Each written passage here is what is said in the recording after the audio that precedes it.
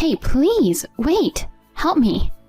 Despite desperately shouting from the company premises, my husband only smirked defiantly. Yes, my hands are broken and I can't move them as I would like. Unable to unlock the car, I had no choice but to throw my body against the car door. It was summer. Sweat pours out of me and I start to feel sick in the 100-degree-plus seat. Even seeing me like that, my husband didn't change his expression at all. On the contrary, he waved his hand cheerfully and disappeared somewhere, seeming to enjoy himself. In that moment, everything went pitch black, and I found myself standing on the brink of despair. Why am I going through this? If it continues like this, my body will really go haywire. Someone, please help me.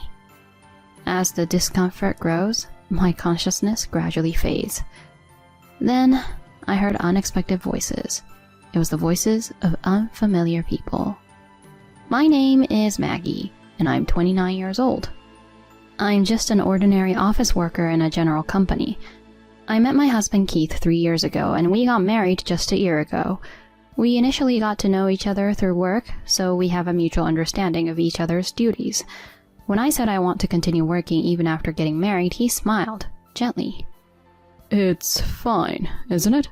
Nowadays, it's normal for women to work actively. But your mom was a homemaker, right? And before you also said you wanted me to be a homemaker when we got married.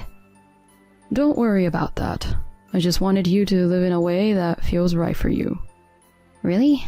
Is it okay for me to keep working? Of course. Honestly, it would be more helpful if both of us worked until we have children. Thank you, Keith. I'll make sure to manage household matters properly too. In response to that, my husband gently stroked my head, saying, You don't have to push yourself. I had always loved how he respected my feelings, to the fullest, since the early days of our relationship. But when did it start?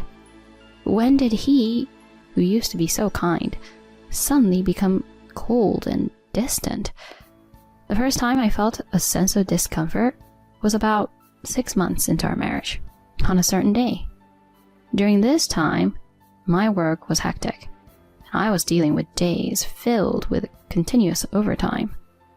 With a lot on my plate, and having assumed a managerial position at a young age, I had to approach my duties with a sense of responsibility.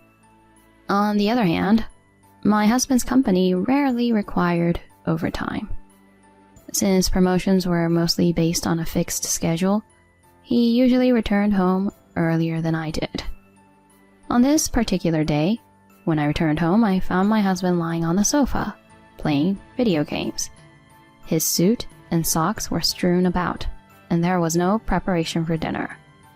The used dishes were left as they were. Suppressing in a sigh that seemed ready to escape, I rolled up my sleeves and started doing the dishes. At that moment, without turning his face towards me, my husband continued to focus on the game screen and casually said, Hey, is dinner ready yet? I'm pretty hungry, you know. Upon hearing those words, my hands, which were washing dishes, came to a halt.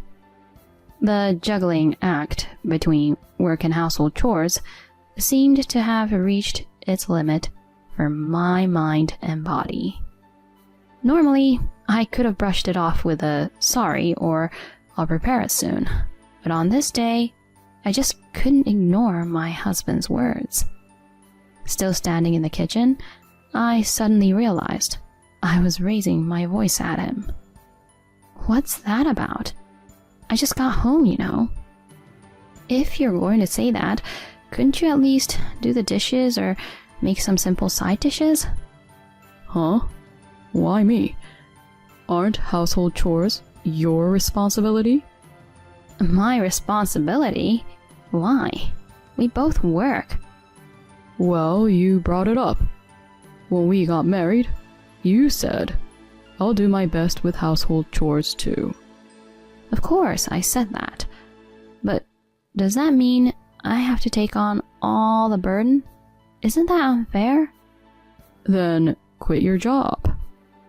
Well, my salary isn't that high, and I can't afford to give you an allowance.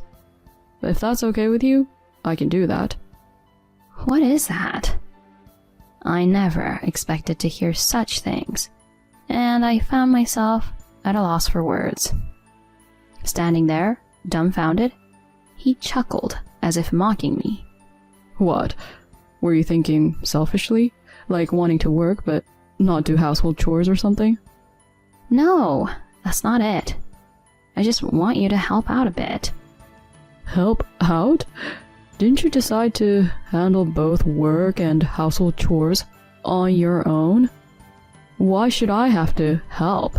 It just doesn't make sense.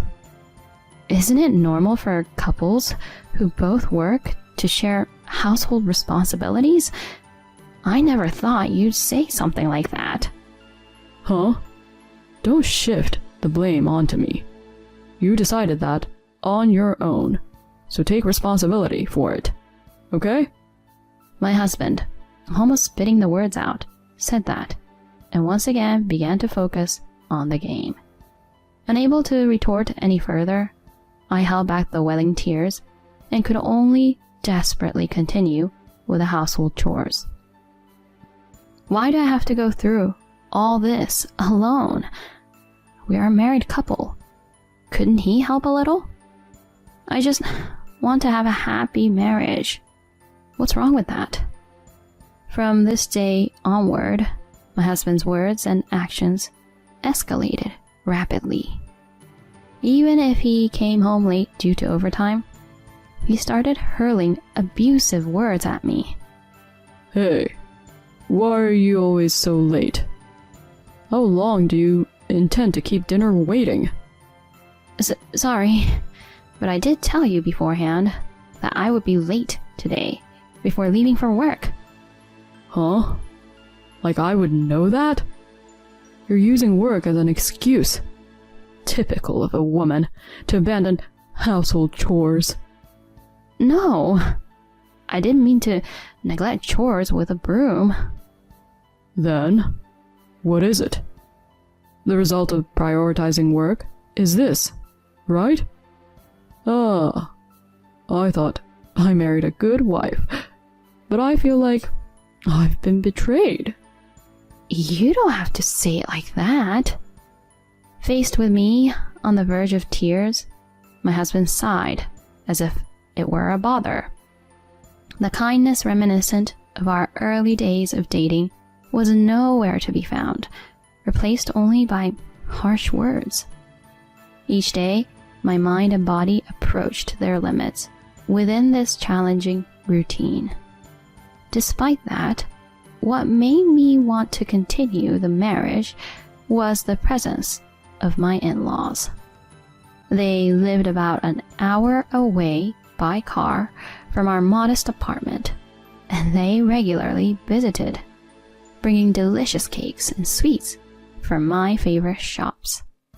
Each time, they would speak kind words to me. I loved how they treated me with affection, like their own daughter. Today, once again, my in-laws showed up with smiling faces. Today, Mom and I stopped by Maggie's favorite shop, and they had a new dessert on sale. Oh, come on. We were so excited and bought it all for Maggie. It genuinely makes me happy when they take actions with me in mind. Accepting the paper bag handed over by my father-in-law, I expressed my gratitude with a beaming smile. Thank you so much, Mom and Dad. I'm really grateful for your thoughtfulness. Always. What are you saying? Maggie is our precious daughter, so it's only natural. Keith seems to be inviting you, and I'm grateful for you for marrying someone as lovely as you. No, it's not like that. I'm always causing trouble for Keith. What are you talking about? Keith is the one causing trouble, isn't he? He's the type who doesn't do any household chores. That's right.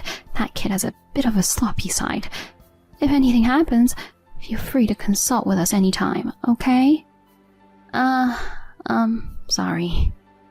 As they were having such a conversation, my husband barged in at just the right moment. He pulled me close and began to act like a happily married couple. Both Mom and Dad worry too much.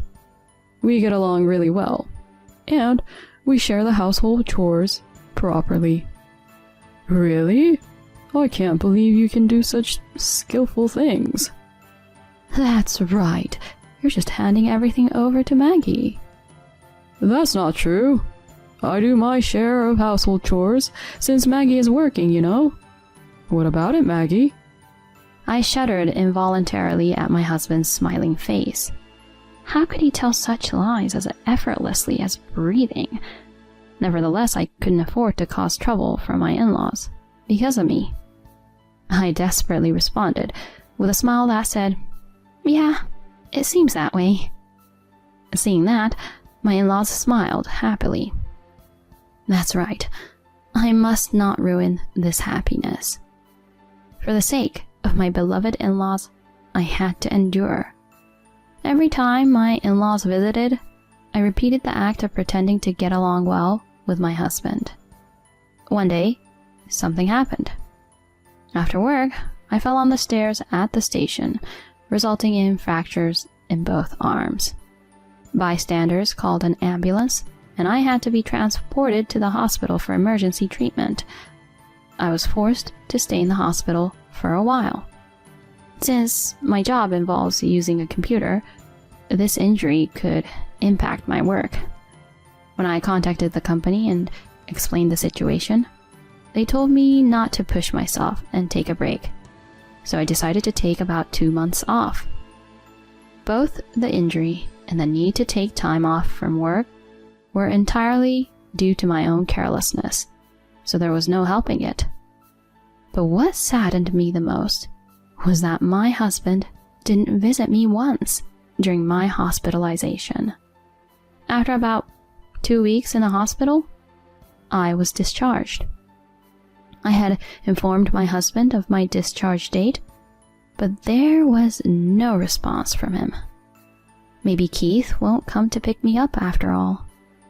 Unable to move both arms, I couldn't carry my belongings and take the train home. I had no choice but to pick up a taxi at the hospital and go home. While pondering such thoughts, I headed to the hospital's main entrance with the assistance of a nurse. There, I was met by my husband, waiting with a refreshing smile. Maggie, I've been waiting for you. Huh? Keith, why? Why? Because I was worried, of course. I decided to come and pick you up. You can't go home alone when you can't use both hands. But I contacted you, and you didn't reply at all. Sorry. I've been busy too. Anyway, let's go home quickly, okay? You must be tired of the hospital life, right? My husband received my belongings from the nurse, loaded them onto the car's cargo area, and then opened the passenger seat door, seemingly guiding me. Observing him with his smart demeanor, the nurses were all cheering and getting excited. I nodded at them, then got into the car with complex emotions. As we drove, my husband kept repeating trivial stories. Until I was hospitalized, he used to hurl verbal abuse at me and maintain a cold attitude every day. I wondered what had brought about this change. With a sudden shift to kindness, I felt a sense of distrust towards my husband, contrary to how things were before. Ignoring my feelings, my husband parked the car in the parking lot of a park about 10 minutes from our home and slowly began to speak. Well, from here, drive back home on your own.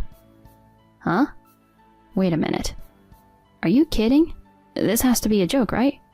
A joke? After neglecting household chores for 2 weeks, it's only natural that you face the consequences. Wait, I still can't use both hands, and the sensation in my arms hasn't fully returned. Driving back alone from here... Shut up. Do you even realize how much I struggled because of you? My shoulders involuntarily twitched at the sound of my husband's shouting. He hadn't come to pick me up out of kindness. He considered my 2 weeks of hospitalization as neglecting household chores and had purposely come to pick me up to administer punishment, specifically to make me drive. My husband unfastened only his seatbelt and tried to exit the car. As he stepped outside to close the door, I pleaded desperately with him. Wait, Keith. Once I've healed, I promise I'll take care of the household chores properly. You've been slacking off for 2 weeks already, haven't you? Excuses won't work now. Please, forgive me. If I'm left behind in this intense atmosphere at work, it will only get worse by the time I reach the venue. I don't care. Fix your hands quickly and come out on your own. That's... The husband coldly uttered his words and forcefully slammed the car door shut. To make matters worse, he locked it from the outside. Hey, please. Wait. Help. Desperately, I raised my voice from inside the car. However, the husband just smirked mockingly. The sensation in both hands has yet to fully return. Unable to open the car lock from the inside, I had no choice but to throw my body against the door. No matter how many times I tried to calm down, my body remained unresponsive. It was summer, with temperatures exceeding 100 degrees Fahrenheit. Sweating profusely in the scorching heat, I began to feel nauseous. Despite witnessing my condition, my husband showed no change in expression. On the contrary, he happily waved and disappeared somewhere. In that moment, everything in front of me went pitch black, and I found myself standing on the brink of despair. Why am I in such a situation? If things continue like this, my body might truly go awry. Someone, please help. As the discomfort grew, my consciousness gradually drifted away. I no longer had the energy to move my body, and my vision began to blur. Maybe it's over. Just as I was about to close my eyes, Maggie! I wake up with a start at the loud call. Looking out the window, my in-laws continue to call my name with pale faces. Father! Mother! Are you okay? The keys? Can't you open it? Oh no! Maggie's arm! My father-in-law hurriedly tries to open the door, but it doesn't budge because it's locked. Then he grabs a nearby concrete block and smashes it against the rear window with all his might. After repeating this a few times, cracks gradually appear on the window and it slowly shatters.